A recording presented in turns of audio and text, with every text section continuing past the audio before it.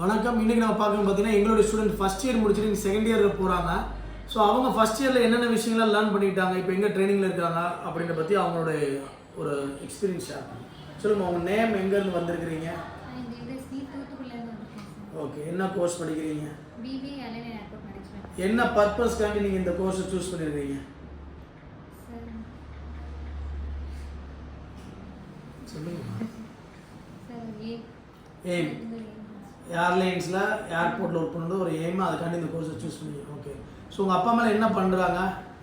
அப்பா வெல்டராக இருக்காங்க, அம்மா ஹவுஸ் ஒய்ஃபாக வீட்டில் தான் இருக்காங்க. ஸோ அப்பா வெல்டராக இருக்கிறாங்க.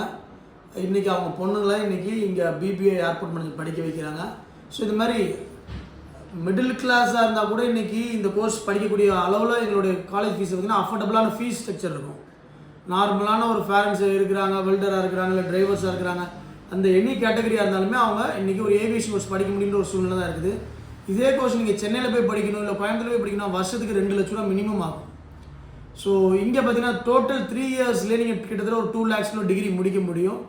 ஸோ உங்களுடைய ஃபஸ்ட் இயர் எக்ஸ்பீரியன்ஸ் சொல்லுங்கப்பா. எங்கெங்க இண்டஸ்ட்ரியல் விசிட் போயிருந்தீங்க? ஓகே ஓகே, கொஞ்சம் சத்தமாக சொன்னீங்கன்னா இங்கே கேட்கும், இல்லாட்டி எனக்கு மட்டும் கேட்கும்.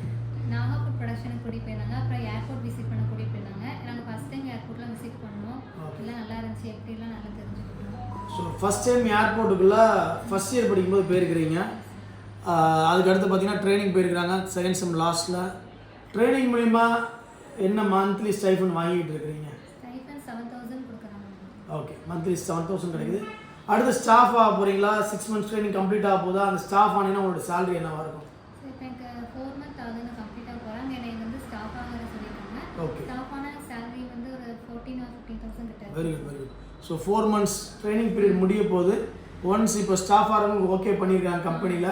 ஒன்ஸ் ஸ்டாஃப் ஆனீங்கன்னா 14,000 15,000 தேர்ட் செம் படிக்கும்போது. ஸோ இந்த மாதிரி டிகிரி படிச்சுக்கிட்டு இருக்கும்போது மந்த்லி ஒரு 14K 15K மினிமம் நீங்கள் சம்பாதிக்கணும்னா எங்களுடைய காலேஜை நீங்கள் சூஸ் பண்ணலாம்.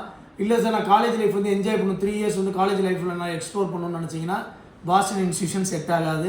இங்கே பொறுத்த வரைக்கும் பார்த்தீங்கன்னா ட்ரைனிங் அண்ட் பிளேஸ்மெண்ட்டில் கஸ்டமைஸ்டாக கொடுக்குறோம். ஒவ்வொரு ஸ்டூடெண்ட்ஸ் இந்த மாதிரி ட்ரைனிங் இருக்கும். அண்ட் இவங்களோட ட்ரைனிங் ஏர்போர்ட்டில் எப்போ இருக்கும் பார்த்தீங்கன்னா 3rd year பிகினிங்லேருந்து ஏர்போர்ட் ட்ரைனிங் இருப்பாங்க. ஸோ ஏர்போர்ட் ட்ரைனிங்குமே இனிஷியலாக டிகிரி முடிக்க முன்னாடி பார்த்தீங்கன்னா ஒரு 18,000 வரைக்கும் ஸ்டைஃபன் இருக்கும்.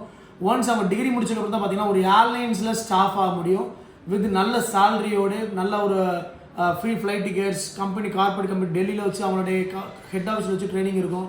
ஸோ இந்த மாதிரி கோர்சஸ் வந்து நீங்கள் படிக்கணும்னு நினச்சிங்கன்னா பாஸ்டன் இன்ஸ்டியூஷன் நீங்கள் சூஸ் பண்ணுங்கள்.